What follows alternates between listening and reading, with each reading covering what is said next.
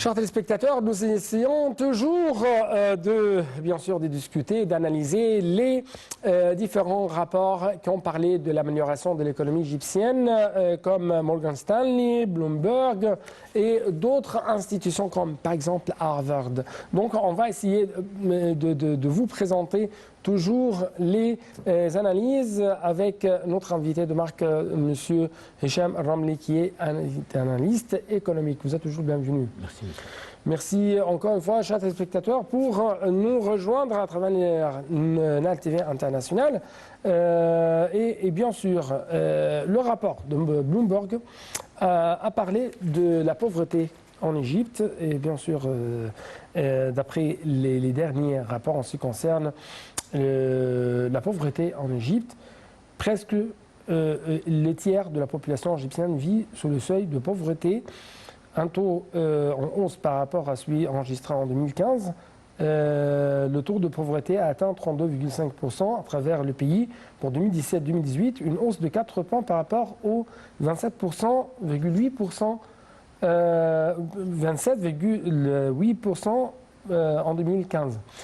Et autre chose, le rapport de Bloomberg a dit que l'Égypte était pionnière en matière de lutte contre la pauvreté, vu que c'est un grand défi à relever.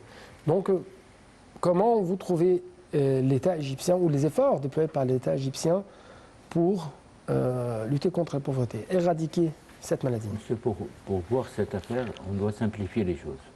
Une personne a besoin de quoi? Alimentation, santé, logement.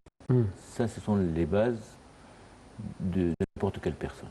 Donc, vous parlez que l'État égyptien essaye de lutter contre ce qu'on appelle la pauvreté multidimensionnelle. Exactement. Alors, vous avez vu ce qui s'est passé concernant la santé. La guerre sur virus-C, la santé pour le peuple égyptien, c'est une initiative. Vous avez vu. Ça coûte, c'est de l'argent. En même temps, les nouveaux logements qui ont été faits pour transférer les pauvres qui habitaient dans des zones à risque, des zones non officielles, des bidonvilles, ainsi de suite. Exactement. Et vous avez vu les serres agricoles et d'autres réseaux d'agriculture et d'alimentation pour avoir le marché au minimum prix et stabiliser le marché. Donc c'est la vraie guerre contre cette pauvreté, c'est de faciliter ces trois éléments essentiels.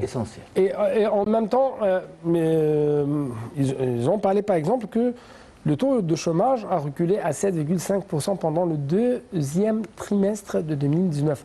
Donc le fait d'établir de grands projets agro-industriels, industriels ou autre chose, vise à éradiquer la pauvreté. Ce n'est pas seulement à travers le fait de donner un soutien financier directement, mais à travers la création des travaux et des affaires. C'est ça, c'est comme je vous dis, quand vous faites un nouveau projet, n'importe quel projet, vous n'allez pas avoir des ouvriers ou d'employement avant que le projet est fini. C'est le temps maintenant de la sémence, c'est le temps de la récolte. Tous ces méga-projets ont besoin de ressources humaines qui vont diminuer le taux de chômage et en même temps, tous ces pauvres sont guéris sans payer un sou. Ce qui ne se passe pas dans le monde entier. C'est un exemple incroyable. Je ne parle pas du virus-C seulement, qu'on a fait des records. À peu près 2 millions qui ont été... Vous avez l'Égypte maintenant sans virus-C. Vous avez des pays comme l'Argentine, comme beaucoup de pays qui ont des problèmes avec le virus-C jusqu'à maintenant. Donc, c'est une vraie guerre contre la pauvreté. Arrivons à Morgan Stanley, qui a parlé bien sûr de l'économie égyptienne, ou la meilleure expérience des marchés émergents. Morgan Stanley a dit que la banque Morgan Stanley a loué dans le rapport les efforts déployés par le gouvernement égyptien concernant le système de paiement en ligne où et e-government et e-payment qui vise à augmenter les recettes de l'État et à réduire la corruption. Exactement. Donc cette transformation numérique vers laquelle l'économie égyptienne se dirige représente quoi dans les termes des chiffres, dans les termes aux yeux des affaires, aux yeux des hommes d'affaires, aux yeux des banquiers, représente quoi? N'importe quelle affaire ou banquier ou n'importe quelle personne qui veut investir dans son argent, il a toujours la peur de la corruption, la peur de perdre ce projet ou de ne pas avoir de profit. Quand vous faites ce e-commerce, comme il a dit son Excellence le Président, qu'on aura le cerveau égyptien 14 mètres sous le terrain et qu'on aura 1 et 2 et 3 pour vraiment sécuriser cette database qui va aider pas seulement les Égyptiens mais le monde entier.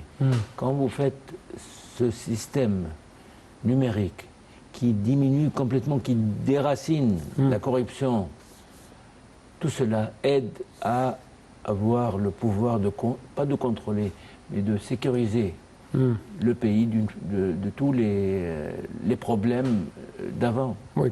Le rapport de Morgan Stanley a en outre parlé ou a fait allusion à la multiplication des exportations égyptiennes ces 2 dernières années en raison de la libération du taux de change de l'Égypte, notant que bien que la livre égyptienne se soit rétablie dernièrement, sa valeur reste cependant basse, ce qui attire les touristes vers l'Égypte. On a autre indice très important, c'est la valeur des exploitations égyptiennes non pétrolières et qui ont été augmentées en 6 mois. Les chiffres qu'on a, c'est 13,37 milliards de dollars. Ouais.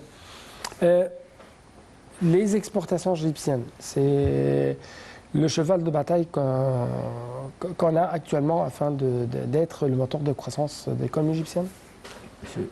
Dans les quarantaines d'années dernières, vous savez qu'il y a eu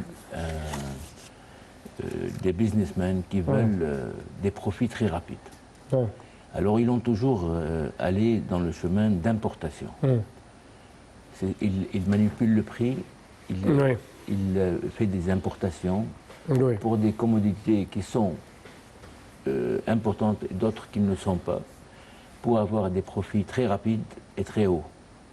Quand vous avez fait ces réformes économiques et ces réformes du dollar et de la base de la Banque centrale a fait, ce qui se passe, qu'il y a beaucoup d'importeurs qui ont changé pour l'exportation. Mais ce qui est très important, pour faire de l'exportation, vous devez arriver à un niveau de qualité et un standard très haut pour avoir l'habilité d'exporter. Et comme on a des choses et on a des matériaux qui sont très importants, tout ce qui nous manquait, c'est de faire un contrôle sur la qualité pour exporter. Et quand ce système a été fait, toutes vos exportations ont commencé à rentrer dans des zones et dans des marchés extérieurs qui font des gains incroyables. Comme vous avez dit, 13,8 milliards dans les 6 mois derniers, qui ne sont pas des exportations pétrolières ou des matériaux, ce sont des exportations des businessmen. Oui, mais ce qui est encore une fois très remarquable dans l'amélioration de l'économie égyptienne, ou l'évolution même de l'économie égyptienne, c'est ces partenariats avec les différents pays du monde, notamment sur la scène arabe. On a ce partenariat stratégique entre l'Irak, la Jordanie et l'Égypte, une zone logistique avec de l'exportation qui va être bien sûr établie sur les frontières entre l'Irak et la Jordanie, tout à fait proche des frontières saoudiennes. Cette nouvelle vision de comment profiter de partenariats stratégique, notamment avec les pays arabes. Monsieur, quand vous avez montré que vous faites la vraie guerre contre la corruption, quand vous avez montré cette transparence qui n'est pas nouable, quand vous avez montré c'est comment faire et ces records, tout le monde a eu confiance en vous. Quand vous avez mis des standards pour des projets vraiment gagnants-gagnants, pas les pirates de cette étoile, pas pour venir exploiter vos réseaux ou comme des vampires pour être seulement gagnants. Vous avez montré au monde entier et donné confiance au monde entier que vraiment, pour faire des bonnes affaires, vous devez être gagnant-gagnant. Alors tout le monde, c'est pas seulement l'Irak et la Jordanie, avec l'Afrique, avec la Chine. Ici, je dois noter qu'il y a un partenariat tout à fait stratégique encore entre la Chine et l'Égypte au niveau de l'Afrique. Oui, vous êtes l'homme d'Afrique. C'est pourquoi permettez-moi de montrer. Monsieur, je suis un simple citoyen. Je vais répéter ce que je dis. Pourquoi l'Égypte est la seule porte pour le trésor africain? Pourquoi, monsieur? Outre la position stratégique. Ce n'est pas la position stratégique. Ce n'est rien à faire avec les numéros. Monsieur, l'Afrique a les mêmes racines que les Égyptiens. L'Afrique n'a jamais oublié que l'Égypte a aidé beaucoup des pays africains à être libérés. L'Afrique, quand elle était la colonisation économique, leur a montré que, je ne vais pas dire des pays, mais qui a montré à leur population comment ces pirates, cette étoile, viennent pour exploiter leur pays. Les Égyptiens, quand ils sont retournés, ouvert la porte pour l'Égypte, pourquoi ils ont pris ces projets? Je vais vous donner des exemples. Quand parfois des bureaux ou des pays qui viennent faire des projets là-bas, ils sont très racistes. Ils ne leur aident pas à comprendre. Ils ne leur font pas apprendre. Par exemple, quand vous faites un projet, un hôpital, ils les traitent d'une façon qui n'est pas bien. Mais les Égyptiens, ils aiment les Africains, ce sont nos frères. Monsieur, c'est quelque chose, parce que les Africains ont une dignité incroyable, une dignité très forte. Peut-être le manque leur a fait passer dans un passage avec ces pirates pour des années. Ils ont trouvé maintenant un vrai frère qui veulent les enseigner, les aider, gagnant-gagnant, leur faire leur projet. Pourquoi est-ce que, je vais vous dire quelque chose de très important. La dernière séance pour les jeunes qui a été faite avec les Africains, il y a à peu près 1500 Africains qui ont été gradués après les courses présidentielles. Vous avez entendu le représentant des jeunes Africains qui a parlé. Qu'est-ce qu'il a dit? Il a dit qu'il remercie le gouvernement, qu'il remercie leurs professeurs à cette course, qu'il remercie l'Égypte à leur donner cette chance. Puis il a dit, on remercie notre père, son Excellence le Président. Vous ne pouvez jamais dire à quelqu'un, mon père, sans le sentir. Ni dans ce pays, et surtout dans notre pays. Donc, quand il dit ça, qu'est-ce que ça veut dire pour moi?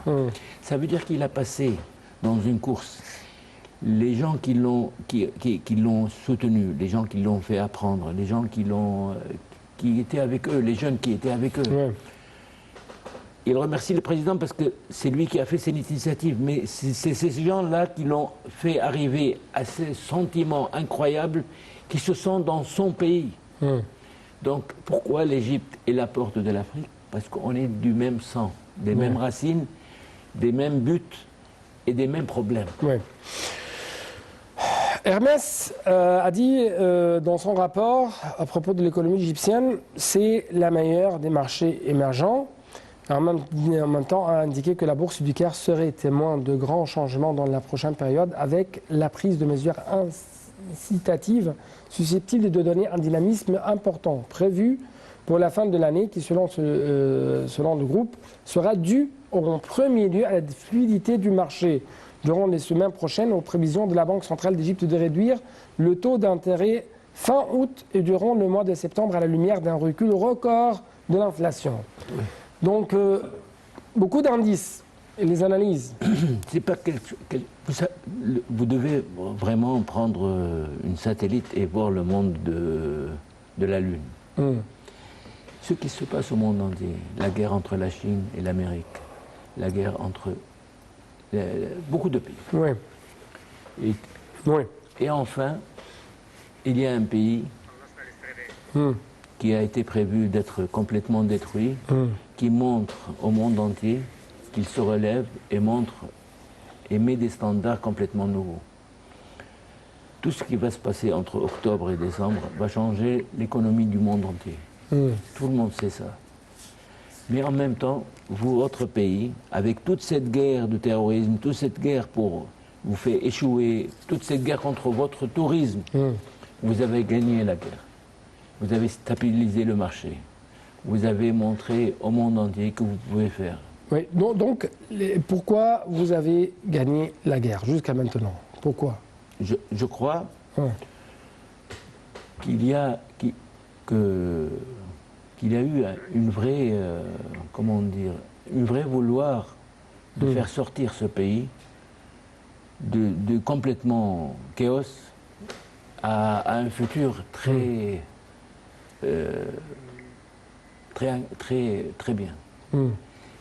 Une vraie foi, avec une transparence très propre, avec une vraie guerre contre le terrorisme, avec une stratégie très bien étudiée sur tous les domaines. Je parle des réseaux pétroliers, je parle des réseaux routiers. Il y avait des projets qui ont été étudiés d'une vingtaine et trentaine d'années. Mais le vouloir de faire et le pouvoir de faire. Le pouvoir de faire. Et le vouloir de faire. Et le vouloir de faire, les deux. Oui. Ouais. Et vous avez le savoir-faire. Bien sûr. Qui a été ajourné pendant des décennies. Vous devez avoir confiance que le génie égyptien, l'histoire égyptienne a montré de dizaines de milliers d'années que vous avez le pouvoir de faire. Oui. Mais c'est l'environnement. Encore une fois, entre deux guillemets, Hermès a dit qu'il y a un recul record de l'inflation. Oui. Pourquoi ou comment, si je peux dire, vous avez pu vraiment arriver à faire ce recul record de l'inflation en Égypte? Demandez à Hermès. Oui, on parle... Moi ces rapports ne me dit rien. À la fin, ils sont dirigés. Quel est, je dois reformuler ma question, le trajet que vous avez entrepris pour arriver à cela? Au cours de sa guerre du terrorisme, contre le terrorisme, sa guerre contre les pirates 7 étoiles, comme vous venez de nous souligner, les guerres commerciales, les guerres économiques, la guerre psychologique, vous allez échouer dans tous les cas. La guerre médiatique. Tout cela. Oui, pourquoi? C'est quelque chose vraiment qui est très comme le soleil, comme ça. Ça se voit comme le soleil. Tout le monde savait qu'en 2011, l'Égypte a échoué. Vous savez que vous n'avez pas que 10 milliards ou 16 milliards dans la Banque centrale. Vous avez fait la guerre sur les 4 frontières. Et tout à coup, tout a changé. Vous faites Je vais vous donner un exemple. La Chine a les meilleures compagnies de réseau routier. Ils ont fait 348 km, 348 km à 3 ans et demi. C'est une route qui avait des problèmes à cause du sable et des choses comme ça. Vous avez fait 7000 km dans 3 ans. C'est pas question maintenant d'inflation ou de chômage et comment on dit, ces équations qu'ils essayent de montrer au monde.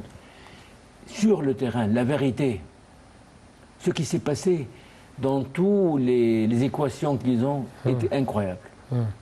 Quand maintenant vous exportez dans 6 mois 13 milliards de dollars et plus, Ça veut dire quoi, monsieur? Ça veut dire que vous avez changé complètement toutes les équations économiques du monde entier. Oui. Je dois passer à un autre point. Le rapport de Bloomberg a souligné que la réduction de la subvention sur l'alimentation et les carburants avait aidé à épurer les ressources financières du gouvernement, à limiter ses charges et ses dettes. La famille a même prévu que le taux de déficit financier à moins de 5% du total du PIB durant l'exercice 2021-2022. Donc, la question de la subvention. Actuellement, il y a une sorte de réduction de la subvention. Oui. Mais on doit reformuler cela. C'est une subvention intelligente. Oui. N'est-ce pas? Oui. Comment?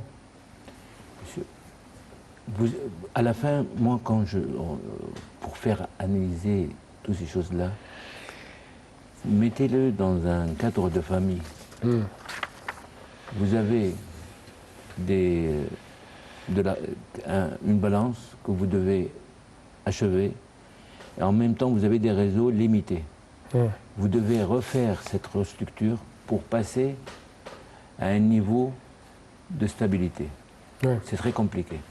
Et en même temps, c'est très simple. Pour une famille de 100 personnes, vous avez 1 million de livres égyptiennes. Au lieu de les distribuer, vous leur donner du minimum et faire des projets qui le peuvent aider pour une centaine d'années. C'est beaucoup mieux, n'est-ce pas? Oui. Donc, le gouvernement, quand il regarde et fait des restructures économiques sur tous les niveaux, c'est pour achever un niveau de stabilisation avec tous ces projets qui vont commencer la sémence comme les serres agricoles. Vous allez avoir l'Égypte en 2020, une autre Égypte. En 2020, une autre Égypte. Complètement. Bloomberg encore a loué la baisse du déficit budgétaire de 4 à 1% de PIB. A noté que les dettes publiques ont diminué de 108 à 88% en raison de la baisse de la subvention de 11 à 5% de PIB. Les dettes publiques. Oui. C'est bien, c'est quelque chose de positif. Qu'est-ce que l'État égyptien, ou d'après votre évaluation, l'État égyptien fait quoi pour réduire les dettes? Elle ne fait pas, elle essaye, le gouvernement essaye toujours, n'importe quel gouvernement, qui essaye d'achever ou d'arriver à un point où il n'y a pas de dette. Oui. Donc, avec ces projets, avec les réseaux pétroliers, avec les réseaux d'énergie, avec l'importation d'exportation, avec les réseaux économiques de Canal de Suez qui seront sur place très bientôt, tout cela met des profits au gouvernement pour payer ses dettes. D'accord? À un point, quand tous ces projets seront mis en marche, la balance sera faite. Ça prend du temps de bâtir, ça prend des secondes pour détruire. Je vais sauter. Et ici, est-ce que l'État égyptien n'a peur d'entrer dans une guerre directe avec n'importe qui? Vous venez de dire que les accomplissements peuvent être détruits dans des secondes. Oui. Vous pouvez détruire ce bâtiment dans quelques secondes. Mais pour le bâtir, ça va prendre des années. La différence, c'est pour cela que je vous ai dit, je vais sauter. La Syrie était un pays complètement stabilisé. Pas de dette. Ils ont tous leurs besoins sur le terrain. Ils ont des réseaux pétroliers, tout ça. Mais ils n'ont pas mis la base de protection et le vouloir de mettre cette base. C'est pour cela que le complot a très bien marché là-bas. Pourquoi on fait d'armement? Nos ennemis sont très lâches. N'importe quel. Je parle même des ennemis économiques. Quand vous avez la bonne base et la bonne forteresse qui empêche l'intervention, vous êtes dans une bonne position. vous êtes dans une bonne position. Pour clôturer, malheureusement, j'ai d'autres informations, j'ai d'autres indices sur l'amélioration de l'économie égyptienne, mais malheureusement, je n'ai plus de temps. J'aime parler d'une façon simple pour que tout le monde vienne. Oui. Je sais très bien que nos frères africains nous entendent. Moi, j'aime parler d'une façon simple pour vraiment leur faire voir la vraie perception. Et j'ai essayé de bien sûr présenter les rapports, de présenter les indices contenus dans ce rapport pour clôturer. L'Institut de Harvard pour le développement international voit que l'Égypte deviendra l'une des économies les plus dynamiques au niveau mondial. Le rapport a expliqué qu'il y a bien sûr des prévisions de 6% en ce qui concerne la croissance économique. Et ces prévisions reposaient sur, entre deux guillemets, la complexité économique qui reflète l'ampleur de la diversité et du développement des capacités de production intégrées des exportations de chaque pays. Et par rapport à l'économie égyptienne, par rapport à la décennie précédente, l'économie égyptienne est devenue plus diversifiée pour augmenter de 2 notes dans l'indice de la complexité économique. Donc, si je peux dire, cette diversification représente la base solide de l'économie égyptienne. Et sur cette base, le gouvernement, l'État égyptien a essayé de jouer. Exactement, monsieur. Monsieur, ce peuple a toujours montré au monde entier des choses incroyables. Quand il n'y a pas eu des polices en 2011, ils ont fait des comités populaires. Quand les hôpitaux gouvernementaux ne suffisaient pas, ils ont fait des hôpitaux privés. Quand il n'y a pas eu des suffisantes écoles, ils ont fait des écoles privées. Ce peuple n'a pas de catalogue. Mais ils ont eu besoin d'une direction, de quelqu'un les dirige et mettre la base, et mettre des nouveaux codes d'éthique et des codes de comment faire, et mettre un nouveau niveau qui dirige vraiment ce pays, on a gagné. Donc vous notez ce qui n'a pas été marqué dans les rapports, c'est l'élément égyptien. Exactement. Le vrai capital, la vraie richesse de l'Égypte, c'est le capital humain. Et l'homme égyptien peut vraiment... Les vrais Égyptiens. Les vrais Égyptiens peuvent vraiment changer n'importe quelle équation, le monde entier. Merci beaucoup.